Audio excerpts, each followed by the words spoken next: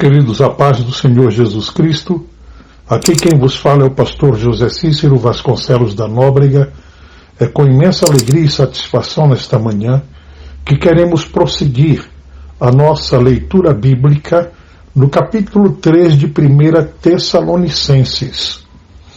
O apóstolo Paulo, ele finaliza o capítulo 2 da sua primeira epístola, mostrando a grande alegria e satisfação que ele tinha de estar diante de Deus e com os novos cristãos que havia encontrado o Senhor Jesus através do seu ministério.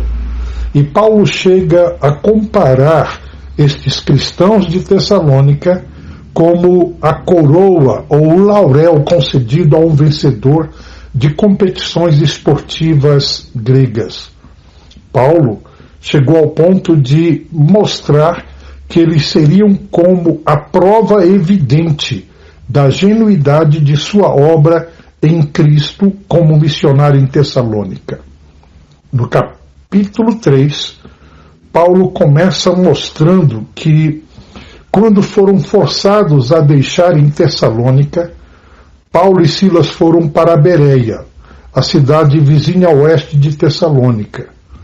Os judeus em Tessalônica, que se opunham ao apostolado, ao ficarem sabendo que ele estava em Bereia, foram para lá também e incitaram uma oposição. Os amigos de Paulo, então, escoltaram-no pelo sul até Atenas, de acordo com Atos capítulo 17, versículos 13 a 15.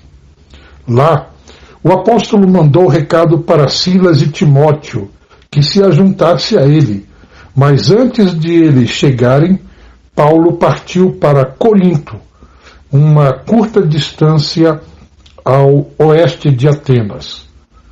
O versículo 12 nos mostra que, uma vez que não podia ir para Tessalônica pela resistência enfrentada, Paulo enviou Timóteo em seu lugar para ver como estava a nova igreja.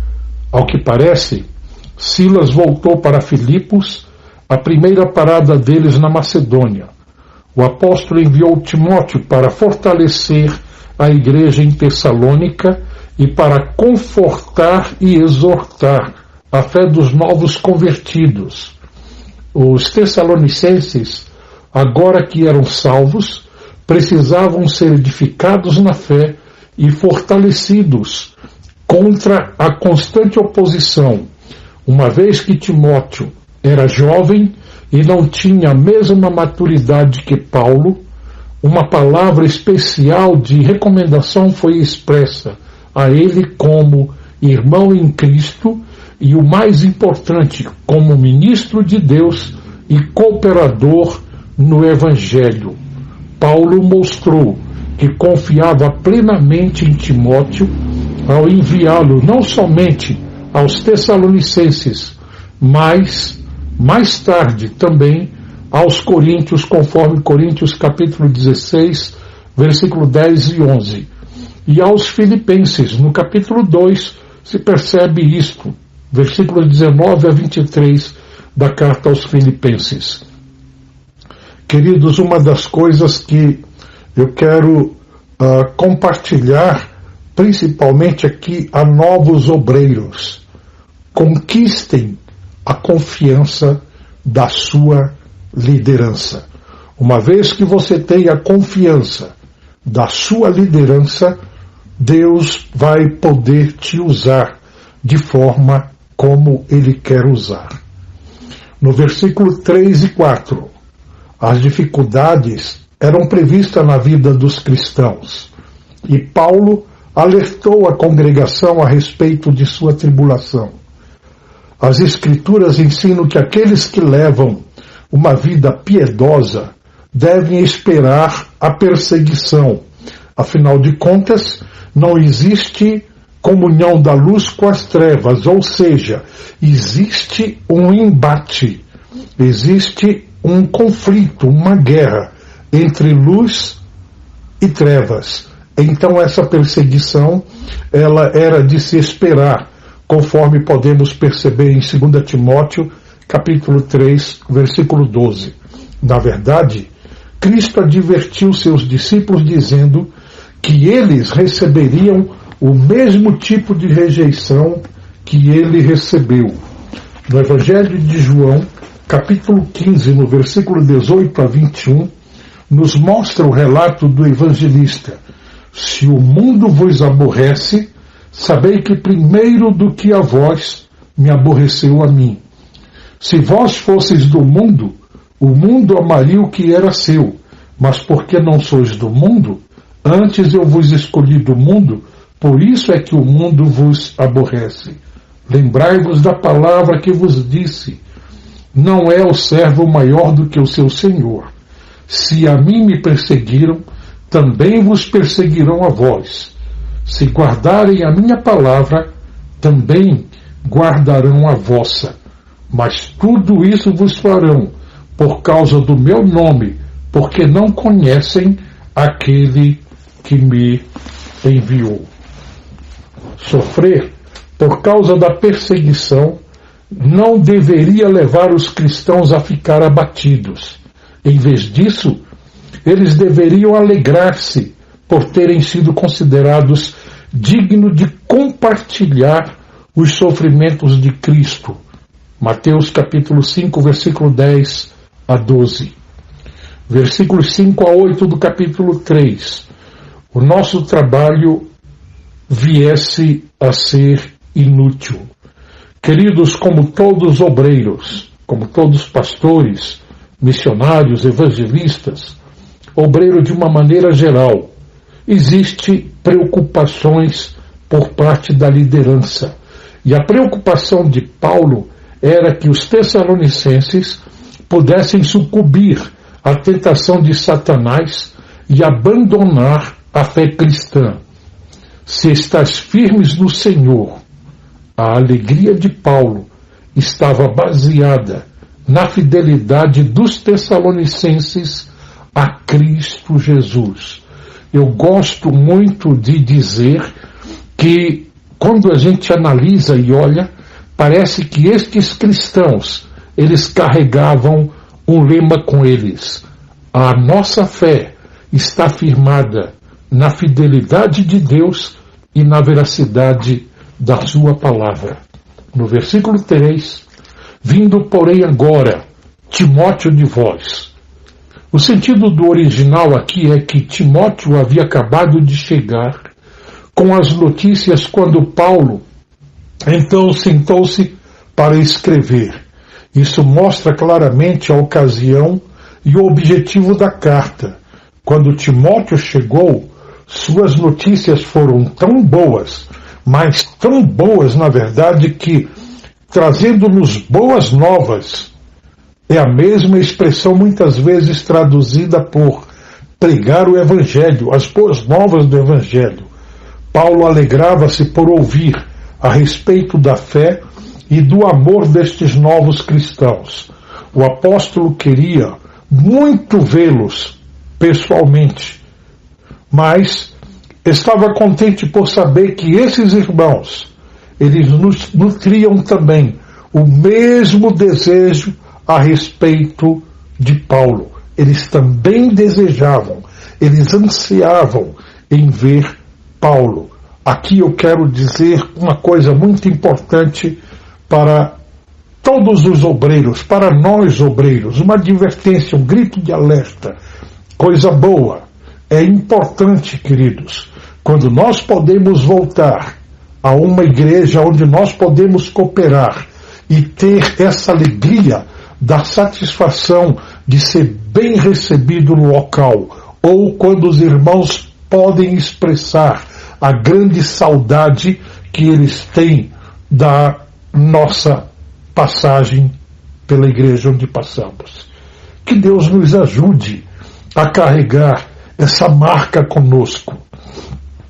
No versículo 7 a 8, por esta razão, irmãos, diz Paulo, ficamos consolados. Essa palavra, que vem do grego parakaleon, acerca de vós, essa é novamente a palavra que significa ajuda, incentivo. Outra tradução poderia ser: fomos encorajados acerca de vós. O incentivo era muito necessário. O próprio Paulo estava em aflição e necessidade. Essas duas palavras são fortes. A primeira, do grego anaken, está relacionada à palavra da qual deriva ansiedade, enquanto a segunda palavra, do grego thlipsis, significa pressão, e é a mesma palavra muitas vezes traduzida no Novo Testamento por tribulação. O que deu ao apóstolo o incentivo necessário foi a fé destes convertidos. Queridos, aquilo que era uma preocupação por parte do apóstolo em pensar que os cristãos de Tessalônica, diante da pressão e da perseguição, eles poderiam fracassar na fé, Paulo estava em uma situação nada agradável, debaixo de pressão também, mas quando ele soube da resistência e a persistência na fé por parte dos cristãos de Tessalônica, o que nós podemos perceber por trás da cortina nesse texto é que parece que essa satisfação dele ouvir essa notícia foi uma motivação também para Paulo diante das suas aflições. Paulo fez da oração uma prioridade. Em suas orações, ele não se esqueceu de agradecer a Deus pelo que o Senhor estava fazendo. Os cristãos devem seguir o exemplo desse apóstolo ao oferecerem louvor e ações de graças com suas petições. No versículo 10, o desejo de Paulo de ver os tessalonicenses não tinha como objetivo principal satisfazer seu ego, mas suprir, conforme a Nova Versão Internacional, ou completar a fé deles. Sempre há oportunidade de aperfeiçoamento. E o apóstolo Paulo, ele tinha o desejo de poder estar mais tempo pessoalmente com os cristãos de Tessalônica para melhor instruí-los acerca da edificação da fé, acerca da caminhada cristã e principalmente da santidade cristã. A resistência dos tessalonicenses sob perseguição demonstrava o crescimento de sua fé, mas Paulo queria que eles amadurecessem nela. Cristo, versículos 11 a 13, ele disse a seus discípulos que seus seguidores seriam identificados pelo amor de uns para com os outros. João 13:35. Aqui, o apóstolo ora para que os tessalonicenses amassem uns aos outros cada vez mais. Finalmente, o apóstolo expressa seu desejo de que eles em seus corações fossem irrepreensíveis em santidade, não simplesmente diante das pessoas, mas diante de Deus. Quando nós olhamos a palavra santos, ela pode estar se referindo aos salvos e aos santos anjos. Os anjos, de acordo com 1 Tessalonicenses 4:16, Judas, versículo 14, e Apocalipse, capítulo 19:14, eles participarão da segunda vinda de Cristo. O significado da palavra grega parousia é a presença. A palavra era normalmente usada na época do Novo Testamento para descrever a visita de um rei ou de uma outra pessoa importante. Portanto, a palavra não indica uma vinda comum. Os escritores do Novo Testamento também usam a palavra para descrever a segunda vinda de Cristo, quando ele voltará à terra como o Rei dos Reis e Senhor dos Senhores sobre todas as coisas. Queridos, quando o apóstolo diz que Cristo voltará, ele não está definindo tempo, ele não está definindo descrições do que será a evidência breve da volta de Cristo, mas ele está dizendo: Cristo voltará. A parousia era para só pessoas importantes. Esse termo era usado só para pessoas importantes.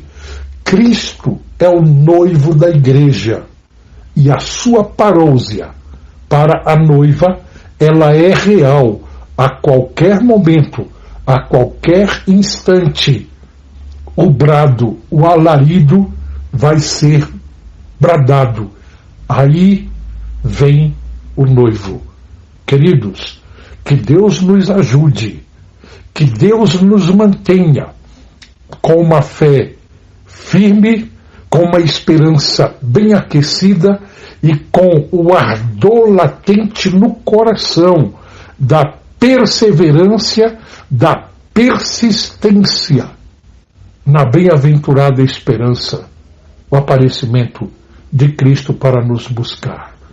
Que Deus possa nos abençoar, nos conceder um dia de vitória, um dia abençoadíssimo, mas que Ele possa nos fazer, através dele, do seu Espírito, produtivos para o seu reino neste dia. Que Deus nos abençoe.